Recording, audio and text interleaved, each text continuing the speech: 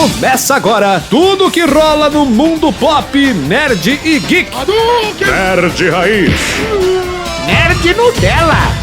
Bem-vindo, Nerd, a gatinha boa de bola e Nerd Zumbilândia. Tire duas vezes, começando mais um Nerd Raiz, Nerd Nutella, Mike Prado. Olá, Fábio Nariz. E explicando o Raiz e Nutella de hoje, Uma Gatinha Boa de Bola foi o primeiro longa-metragem que o ator Woody Harrelson fez em sua carreira no ano de 1986. E Zumbilândia, Atire Duas Vezes, é o mais recente, do ano de 2019. E o assunto de hoje, Nariz, são os comentários a respeito do seu próximo projeto, que é Venom, Tempo de Carnificina. Então, vinheta.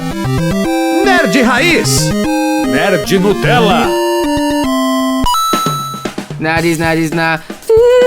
Oi. Vamos lá, Nariz. É o seguinte, saiu o trailer do Venom essa semana. Bem legal o trailer, assim, se comparar com o primeiro trailer do primeiro filme do Venom, que nem o Venom aparecia, que foi uma verdadeira bosta, aquele primeiro trailer do Venom, considerando que um trailer é pensado pra divulgar um filme, aquele trailer, ele ajudou a divulgar negativamente o filme.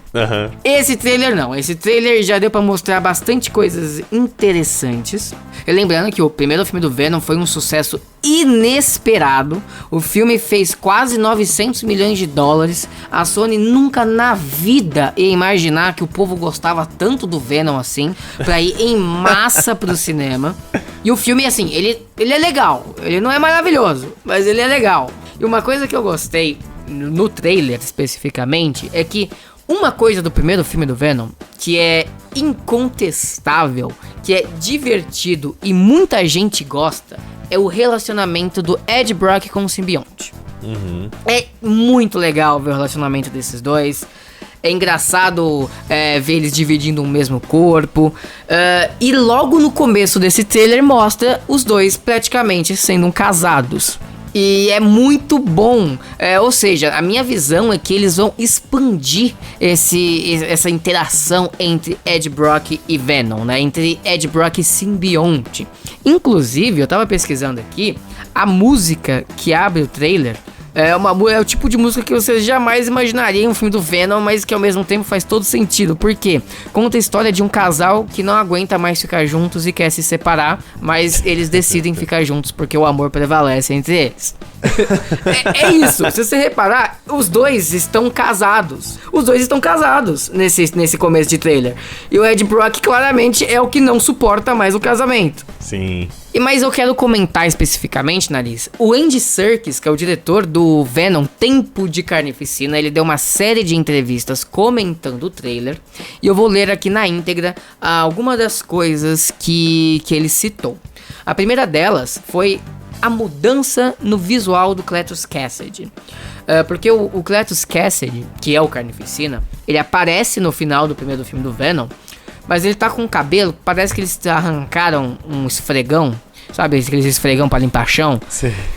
Colaram na cabeça do Woody Harrelson e ficou uma bosta. E claramente não é esse cabelo que eles usaram aqui no trailer. Ele é o cabelo, acho que do próprio Woody Harrelson mesmo, só que pintado, algo assim. E o Andy Serkis disse o seguinte: nós queríamos dar a sensação de que ele está ali por um bom tempo e que ele passou por muitas mudanças. Nós queríamos tirar tudo isso daquele visual caricato dele, para que nós pudéssemos ver o que realmente está acontecendo na escuridão deste personagem. E o Andy Serkis também aproveitou para comentar a relação do Cletus Kasady com o Ed Brock. Ele disse o seguinte: parece que, da maneira que nós trabalhamos isso na história, eles formaram uma espécie de relação entre Cletus e Ed, pois o Ed é a única pessoa que Kasady conversa. Isso é porque tem algo na personalidade dos dois. Na verdade, existe uma similaridade na forma que ambos tiveram uma criação estranha e um relacionamento estranho com seus pais e familiares. Existe uma espécie de solidão inerente que eles reconhecem um no outro. Olha, logo de cara eu lembrei assim imediatamente de Silêncio dos Inocentes, que é a mesma relação da Clarice com Hannibal Lecter, dela indo conversar com ele de tempos em tempos pra colher informações.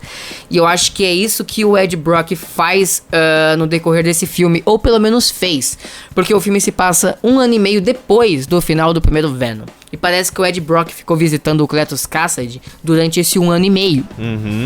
Justamente pra saber aonde estavam as vítimas que ele matou.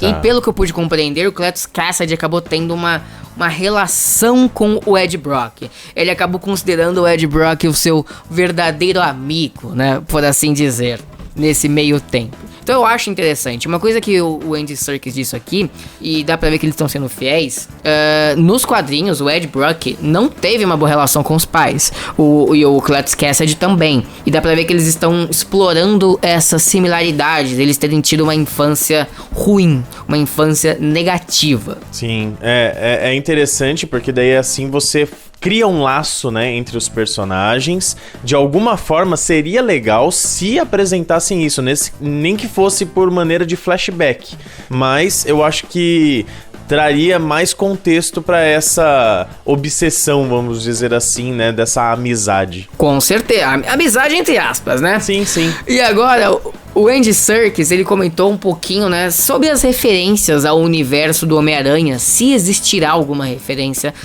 no filme. E o Andy Serkis disse o seguinte: obviamente existem ligações entre Venom e o Homem-Aranha no universo Marvel e na história do Homem-Aranha em si, mas nesse filme estamos tratando isso como nosso mundo. A história do Venom se passa em um mundo próprio. Existem referências e pequenos momentos como esse do trailer, na qual aparece o jornal do Clarim Diário. E é claro, mas ao todo ele não tem ideia.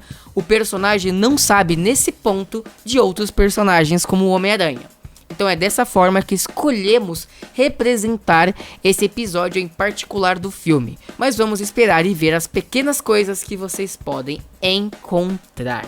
Olha, Nariz, mas vale dizer que na cena que mostra o Clarim Diário, que por sinal o Clarim Diário eles usaram exatamente o mesmo logotipo do Clarim Diário lá da trilogia do Sam Raimi, mas eu acho que é só uma referência mesmo. Quando o investigador ele vira a página, printaram o momento que ele vira a página e dá pra ler claramente que dentro do jornal tá escrito Avengers e Night Monkey. Avengers todo mundo sabe que é Vingadores. Sim. E Night Monkey é o macaco noturno. Sim. O nome que o Homem-Aranha adotou quando ele foi pra Europa. Tem Homem-Aranha longe de casa. Então, ele tá lendo aí uma notícia no MCU. Lógico que é muito rápido, foi um frame. Piscou, perdeu. Aliás, nem piscando, mesmo se ficar com o de olho arregalado, você não consegue ver, porque o cara teve que parar. Mas tem alguma indicação de que, né, talvez um Homem-Aranha possa sim acabar fazendo alguma aparição. Uma coisa que eu achei legal, Nariz, é que aparentemente não vai ser apenas o Carnificina o único vilão que estará nesse filme. Olha aí. Existe uma personagem do universo do Homem-Aranha chamada Shriek, que uma tradução bem livre do nome dela seria algo como grito, só que o nome dela não foi traduzido. E ela, nos quadrinhos, tem uma relação muito forte com o Cletus Kasady. Ela estava internada em Ravencroft. Ravencroft é tipo o asilo Arkham do universo Marvel. E aparece gigante, né, o nome Ravencroft aqui no trailer do Venom, mostrando que o Cletus Kasady está em Ravencroft. E o diretor Andy Serkis comentou o envolvimento da Shriek no filme. O Andy disse o seguinte: ela é uma alma danificada e realmente sofreu em sua infância, mas há uma vulnerabilidade real por trás de tudo, e ela está com muita dor. Ela vive isolada há anos e anos. A coisa mais legal sobre esses personagens é que todos têm muitas camadas. Eles são totalmente verdadeiros e críveis, e ainda assim, ela também é perigosa, com o próprio senso de justiça. Quando essa linha é ultrapassada, então você vê um lado muito, muito perigoso e sombrio dela. Era isso que queríamos fazer com Shriek. Eu acho que essa menina é aquela que aparece deitada, será que não é ela? Que ela tá deitada dentro de Ela tá tipo dentro de uma caixa de vidro, dá a impressão. Isso! Ela mesmo. E eu achei interessante que na cena em questão ela tá gritando e todos os objetos ao redor estão se movendo. Esse é o poder dela. Ela tem tipo o poder da Canário Negro, sabe? Um dos poderes dela, mas o poder principal é esse. Tá. Só que, olha só, nos quadrinhos, ela é uma mutante. Na prática, os direitos dela pertencem à Marvel, né? Agora à Disney.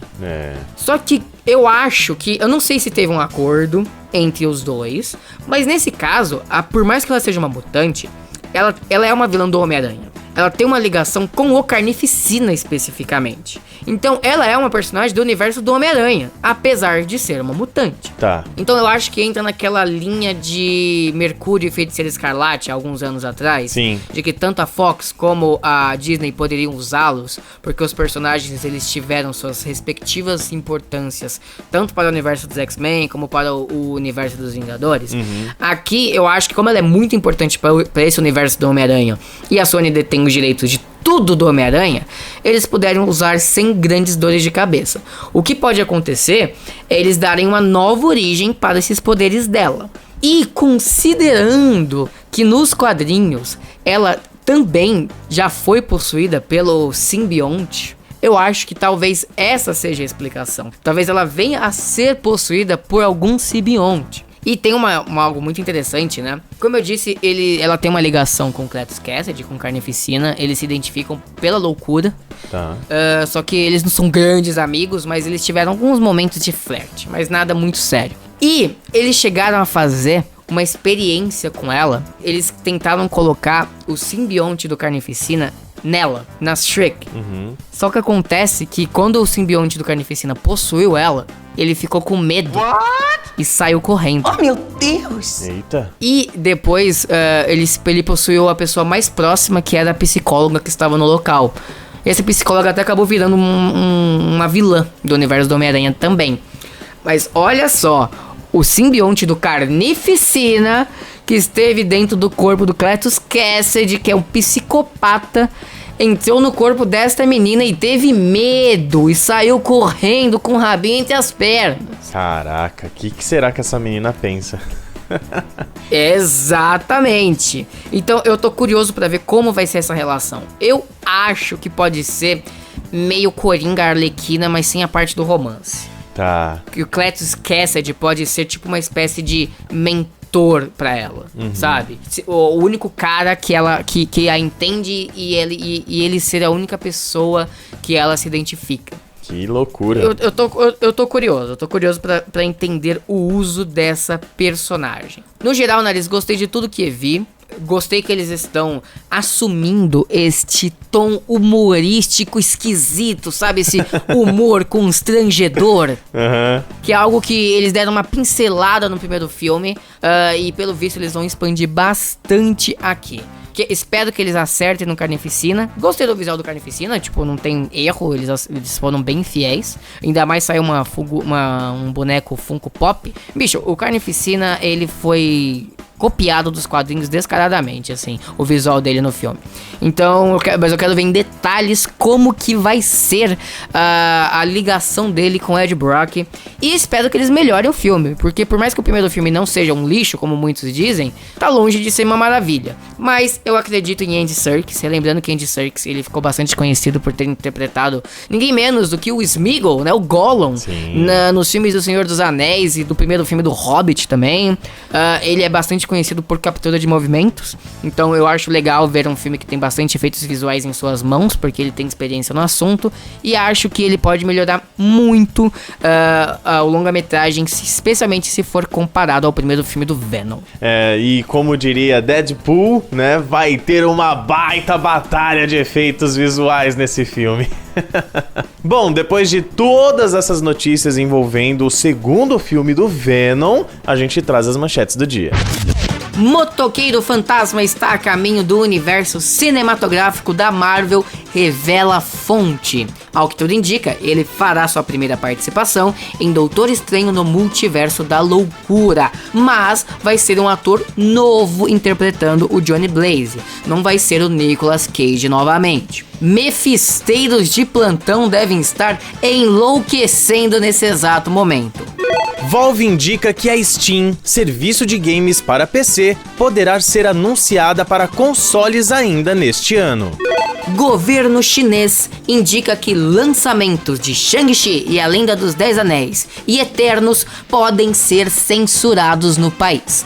Não tem uma razão específica, mas acredita-se que, no caso de Shang-Chi, seja porque o governo chinês não está satisfeito em ver um personagem chinês retratado nas mãos de americanos, e no caso de Eternos, é porque a China está com raiva da diretora Chloe Zhao devido a alguns comentários que ela havia feito há um ano atrás relacionado ao governo deles. Tanto que, na cerimônia do Oscar deste ano, pela primeira vez em mais de 5 décadas, a China não exibiu o Oscar porque a Chloe Zhao estava indicada. Será que esses dois filmes não irão estrear na China? Vai ser um problemão pra Marvel. O Esquadrão Suicida de James Gunn ganha oficialmente a classificação R nos Estados Unidos, o que significa que ele pode chegar no Brasil com a censura 16 ou 18 anos. A classificação oficial disse que o filme possui forte violência e gore, linguagem inapropriada, referências sexuais, uso de drogas e breve nudez gráfica. Sony indica que o novo game de God of War, batizado de God of War Ragnarok, não chegará em 2021 como previsto. Aparentemente, ele pode ser adiado para 2022. Diretora do filme Viúva Negra, Kate Shortland, afirma que o filme está concluído e intocável já faz um ano. Está apenas esperando ser lançado, ou seja, ela não fez modificações no ano extra que o filme recebeu. O novo serviço de streaming de animes, Funimation, concorrente direto do Crunchyroll, lança um aplicativo oficial no Brasil para o PlayStation 4 e PlayStation 5. E lembrando que o preço do Funimation aqui no Brasil é de R$ 24,90 mensais ou R$ 249 anualmente. E se você quiser fazer um teste gratuito, ele fica disponível gratuitamente por 2 semanas. Resident Evil 8 Village se torna um dos jogos mais bem avaliados da série. Vale dizer que o game se tornou o maior lançamento da franquia em vendas desde 2012. E depois das manchetes a gente encerra mais uma edição do Nerd Raiz Nerd Nutella. Quero agradecer a você que ouve pelo Spotify, pela Aurelo, pelo YouTube, pelo agregador de podcast preferido. Obrigado por seguir a gente em alguma dessas plataformas, viu? E também obrigado a você que segue a gente no Instagram, @Nerd Raiz Nerd Nutella. Lá tem a publicação de todos os episódios, tem um monte de coisa bacana pra você explorar por lá, tá certo? E claro, lá você pode mandar sua dica, sugestão ou comentário, tanto na @Nerd Raiz Nerd Nutella, quanto nas nossas redes pessoais, né, Mike? Exatamente, você me encontra no perfil @EMLegoPrado, tanto no Instagram como no Twitter. O meu @FabioNariz87 no Instagram e Fábio Nariz no Twitter. Obrigado mais uma vez pelo download. Indique o Nerd Raiz Nerd Nutella para as pessoas que gostam desse tipo de conteúdo, que eu tenho certeza que eles vão gostar e vão ter muita coisa para debater junto com você, tá certo? Muito obrigado mais uma vez pelo download. Quando você menos esperar no seu feed, tem mais um Nerd Raiz Nerd Nutella. Você ouviu Nerd Raiz Nerd Nutella. Roteiro Mike Prado, esta fera. Edição Fábio Nariz, galera.